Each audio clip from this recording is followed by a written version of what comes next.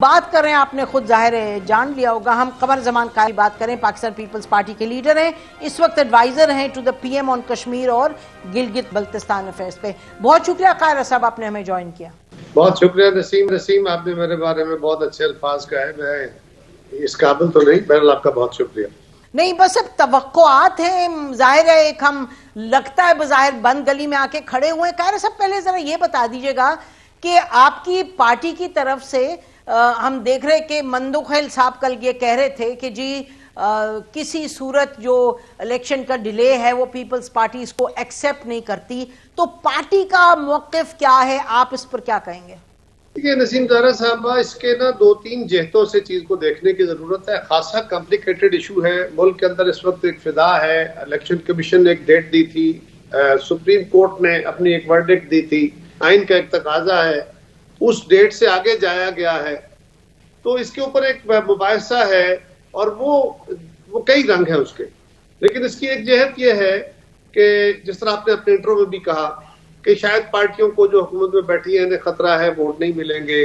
दूसरी के जो इस वक्त फिदा जो है वो चाहते हैं कि इलेक्शन डिले हो जाए और गवर्नमेंट की ये ख्वाहिश थी और गवर्नमेंट इससे भाग रही है। दूसरी तरफ देखना यह है कि हकायक को जरा सामने रख के मेरी गुजारिश ये होगी कि एक हम माजी में खड़े होके फलां शख्स ने, कमर जमान ने ये कहा, मुस्लिम लीग को ये कहा, इमरान खान को ये कहा, इमरान खान ने फलां को ये कहा, पीपल्स पार्टी ने कहा, तो मैं उसको डिफेंड करूंगा या मैं उसके ऊपर अटैक करूंगा, एक मुबाहिसा होता रहेगा।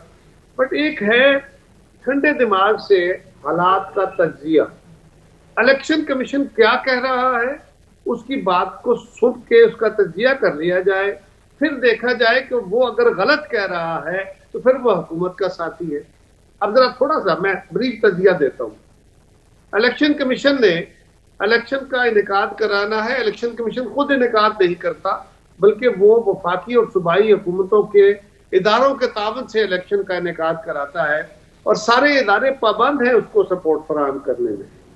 अब आइए जरा पाकिस्तान में लॉ एंड ऑर्डर की सूरत हाल के हवाले से अमन और अमान जब तक फौज न हो इलेक्शन पुरअमन नहीं होते, ये बात तय है।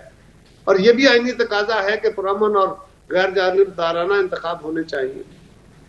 उन्होंने अफवाज पाकिस्तान को बुलाया, वजारत दिफा को बुलाया और वजारत दिफा ने उन्हें लिख के दे दिया कि हमारे पास 30 अप्रैल के इलेक्शन के लिए हर पोलिंग स्टेशन पे फौज के अमला देने की पोजीशन नहीं है, क्योंकि हम बहुत बड़े लेवल पे लाखों की तादाद में इस वक्त टीमें पूरे मुल्क के अंदर काम कर रही हैं, जिसमें फौज के सिपाही और अफसर के साथ है जो सेंसस के अमल में जो 30 अप्रैल को मुकम्मल होना है। और जितनी बड़ी डिप्लॉयमेंट आप कह रहे हैं कि हर पोलिंग स्टेशन पे हो, हमारे पास इस वक्त उतनी फोर्स नहीं है। हम रैपिड रिस्पॉन्स के तौर पे फोर्स दे सकते हैं, नंबर 1, ये फौज ने कहा। अब हमें देखना चाहिए कि क्या सेंसस हो रहा है या झूठ बोला जा रहा है, क्या डिप्लॉयमेंट फौज की हर टीम के साथ है या झूठ बोला जा रहा है, क्या ये दुरुस्त है, उससे आगे बढ़िए। अदलिया से कहा गया कि आप इलेक्शन के इनेकाद के लिए हमें रिटर्निंग अफसर दीजिए। अदलिया ने रिटर्निंग अफसर देने से माजरत कर ली और एग्जीक्यूटिव से रिटर्निंग अफसर ले लिए। क्या ये दुरुस्त है या नहीं है? तीसरी तरफ आइए, फाइनेंस मिनिस्ट्री को कहा गया कि हमें 45-40 अरब, फिर 55-56 अरब, फिर कुछ 60-62 की बात हो रही है। उन्होंने कहा जी हमारे हालात इस वक्त ऐसे हैं, हमने कुछ पैसे दिए हैं, आप अपने अखराजात को नीचे लाइए। इलेक्शन कमीशन ने कहा हम हालात के तहत जो भी हो, अशिया महंगाई की वजह से और महंगी हो गई है, बजट बढ़ गया है, आप पैसे दीजिए। उन्होंने कहा कि भाई हम तो पहले ही IMF की शराइत पूरी कर रहे हैं और हम मजीद डेट खड़ा नहीं कर सकते।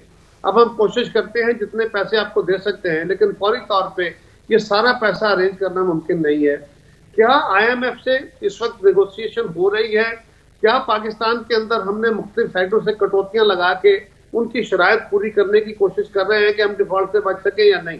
क्या ये दुरुस्त है? चौथा नुकता यह है कि जिस अमले ने पंजाब और खैबर पख्तूनख्वा में या मुल्क भर में जहां इलेक्शन कराना होता है तो उसके लिए एजुकेशन के, पुलिस के, बाकी दीगर सरकारी महकमों के अफसर लिए जाते हैं, जो प्रिजाइडिंग अफसर, जो पोलिंग अफसर, जो मुख्तलिफ जो काम करते हैं।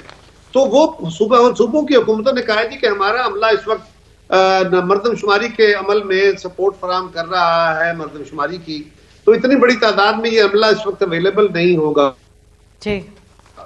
یہ ہے کہ کیا یہ جو کہا گیا ہے یہ درست ہے کہ غلط ہے، اور یہ لکھ کے انہوں نے الیکشن کمیشن کو دے دیا.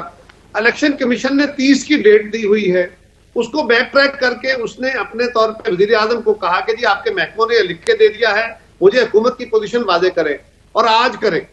آج مطلب ڈیٹ تھی کہ آج کریں، اس لیے کہ اس سے آگے چل کے اس کو لمبا کر کے تو 30 کی ڈیٹ تو تک تو نہیں پہنچا جا سکتا. لہٰذا وزیر اعظم نے ان کو جواب دیا کہ جی جو محکمے کہہ رہے ہیں، اور انہوں نے کیبنٹ کو بلا کے کہ جو محکمانہ طرف سے یا وزارتوں نے آپ کو اطلاعات دی ہے بالکل یہ بات درست ہے اور ایسی ہی ہے، ہم ان کی بات کو انڈورس کرتے ہیں. اب دیکھنا ہے کہ کیا فوج انگیجڈ ہے، پہلے مردم شماری ہو رہی ہے، فوج انگیجڈ ہے، کیا IMF کی شرائط ہے، کیا فائنینشیل کرنچ ہے، کیا عدلیہ نے اپنے ریٹرننگ افسر دینے سے انکار کیا ہے، اور کیا صوبوں کا عملہ مردم شماری کے عملے میں کام میں شامل ہے. اگر یہ درست ہے تو پھر الیکشن کمیشن کیا کرے؟ وہ یہی کرے گا نا کہ جب اس وقت تک، دیکھیے ایک پہلو میں نے آپ کے بیان کیا، اس وقت تک الیکشن جو ہے وہ آگے لے جائے تاکہ یہ عمل جو ہے وہ مکمل ہو پائے.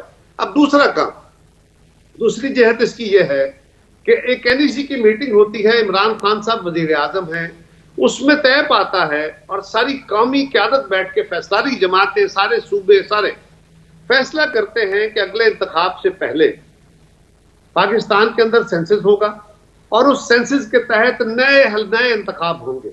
اب نئے انتخاب کی طرف اب جا رہے ہیں، مردم شماری کا عمل جاری ہے، کیوں نہ ایسا کر لیا جائے، اور اس پہ باقاعدہ احتجاج ہے. فاٹا کا جو پرانا فاٹا ہے آج وہ کا احتجاج ہے، وہ باقاعدہ وہاں بھی احتجاج کر رہے ہیں، یہاں بھی آگے کر رہے ہیں کہ بھائی ہمارے ساتھ تو زیادتی ہوئی، آپ نے پہلے ہماری سیٹیں زیادہ تھی قومی اسمبلی کی، اب مرج کر کے کم کر دی ہیں، اب آپ نے ہماری سینٹ کی سیٹیں بھی کاٹ دی ہیں، اب ہم آپ ہماری آبادی یہاں کیلکولیٹ نہیں کر رہے ہیں اور آپ ہمیں اور سیٹیں کم کر دیں گے. اسی طرح کراچی والوں کے اپنے اعتراضات ہیں. ملک کے اندر آدھے ملک سے زائد میں آپ پرانے سینسس کے تحت انتخاب کرائیں گے، اور مرکزی الیکشن اور 2 صوبوں کا الیکشن آپ نئے سینسز اور نئی حلقہ بندیوں کے تحت کرائیں گے. قاہرہ صاحب جی آپ نے بڑی تفصیل میں ٹھیک آپ نے بڑی تفصیل میں بیان کر دیا. اچھا قاہرہ صاحب، یہ جو آپ نے فرمایا یہ تو پھر اب سپریم کورٹ میں معاملہ لگتا ہے جائیں گے. ہمیں یہ بتائیے گا کہ آپ نے جو کہا کہ میں عمران خان صاحب سے کہتا ہوں کہ بات کرنے پر تیار ہوں، میں بھی لوگوں کو پھر تیار کرتا ہوں، تو آپ کی ڈائریکٹ یا انڈائریکٹ کوئی کانٹیکٹ ہے یا کمیونیکیشن ود عمران خان صاحب، ڈائریکٹ یا انڈائریکٹ؟ نہیں، میرے تو نہیں ہے جی، میں نے تو ایک جذبے کے تحت بات کی تھی نسیم، آج بھی کرتا ہوں. میں تو یہ سمجھتا ہوں کہ اس الیکشن سے ہمارا مقصد ہے اسٹیبلٹی آ جائے، پاکستان میں سیاسی استحکام ہو. الیکشن عوام کی رائے ہے، عوام کی رائے اپنے وقت پہ آنی ہے، اس میں کوئی دوسری رائے نہیں ہے. عدالت کا فیصلہ ہے، اس کا بھی احترام ہے، آئینی ضرورت بھی ہے، لیکن یہ بھی دیکھنا ہے کہ کیا یہ 2 صوبوں کے اندر ہونے والا انتخاب اگر الگ وقت پہ ہوگا تو اس سے اسٹیبلٹی آئے گی یا تناؤ اور بڑھے گا؟ کیونکہ مرکز میں اور 2 صوبوں میں حکومتیں اور ہوں گی، یہ پھر وہی ہنگامے، پھر وہی لاک ڈاؤن شروع ہو جائیں گے. تو کیا ایسے یہ بہتری ہوگی، یا ایک وقت میں انتخاب ہو جائے، اس میں تھوڑا سا وقت اوپر سے نیچے آ جائے جو اکتوبر یا نومبر کا ہے، اور حلقہ بندیاں یعنی مردم شماری کا عمل 1 اپریل کو ختم ہو جائے گا، اس کے بعد نئی حلقہ بندیاں 2-3 مہینے میں وہ مکمل کی جائیں، اور کہیں اس ڈیٹ کے آگے پیچھے الیکشن ہو جائے پورے ملک کا، تو اس سے پاکستان میں حقیقی معنوں میں کسی اسٹیبلٹی کا امکان ہو سکتا ہے. ورنہ تصادم ہے، ایک دوسرے کی نقلیں اتارنا، ایک دوسرے کو ٹھیک جی تو مقصد یہ دیکھیں نا، جو بھی آپ نے بات کی چاہے الیکشن کے حوالے سے یا ٹائمنگ کے حوالے سے، جی میرا مطلب کہ ظاہر ہے کہ جو اہم بات ہے وہ یہ ہے کہ حکومت اور اپوزیشن کا ساتھ مل کر بیٹھنا.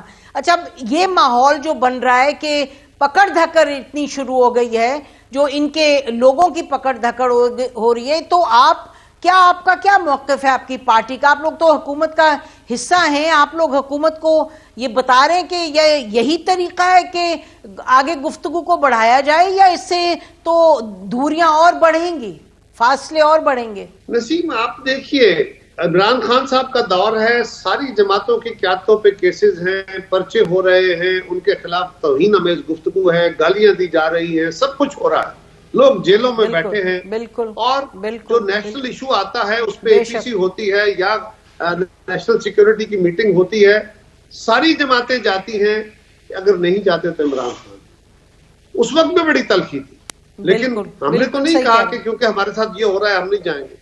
تو آج بھی یہ ٹھیک ہے کہ اگر کہیں ناجائز ہو رہا ہے بالکل نہیں ہونا چاہیے، اور اس میں CBMs بننے چاہیے، لیکن خان صاحب کی طرف سے بھی کوئی ابھی تک آپ کو علم ہے نا، سوائے ایک ٹویٹ کے، اور وہ بھی کہ میں سب سے بات کرنے کو تیار ہوں، اور خان صاحب کا بڑا واضح ہے کہ وہ فوج کے ساتھ بات کرنے کو تو بہت تیار ہے، سب سے تو ایک ویگ سی بات ہے، جو سارے لوگ، اور اب ایک سول سوسائٹی اکٹھی ہوئی ہے، انہوں نے کچھ شروع کی ہے ڈائلاگ، اللہ کرے وہ کنکلوڈ ہو جائے. تو میں تو اس جذبے کے تحت باتیں کر رہا ہوں یا کر رہا تھا کہ پاکستان میں انتخاب ہو، مشترکہ ہو، ایک وقت پہ ہو جائیں تاکہ کسی بہتری کا عمل نکل سکے، ورنہ ایک دوسرے کو میڈیا کے اندر بیٹھے ہوئے ہم ایک دوسرے کی پشت ٹکانے کے لیے، ایک دوسرے کو ہرانے کے لیے باتیں کرتے ہیں، ہم وے فارورڈ تو نہیں نکال رہے نا. بالکل یقینی طور پہ وے فارورڈ نہیں نکل رہا. بہت شکریہ قاہرہ صاحب، آپ نے ہم سے بات کی. قاہرہ صاحب کی آپ نے بات سنی، بیسکلی وہ لبے لباب یہی ہے کہ بھئی بات ہوگی تو پھر آگے بات بڑھے گی، اور الیکشن کے حوالے سے انہوں نے بڑی کلیئرلی جو موقف ہے الیکشن کمیشن کا وہ بھی انہوں نے سامنے رکھ دیا، اور انہوں نے کہا کہ دیکھیں کہ ان کی جو پوزیشن ہے الیکشن کمیشن کی اس میں کوئی جان ہے یا نہیں ہے. یہ معاملہ یقینی طور پہ اب جائے گا سپریم کورٹ میں. بریک کے بعد ہم بات کریں گے ناظرین، PTI کے لائر سے بات کریں گے اور PML کے لوگوں سے بھی بات کریں گے، ان سے پوچھیں گے کہ یہ معاملہ کدھر جاتا ہوا دکھائی دے رہا ہے. Stay with us.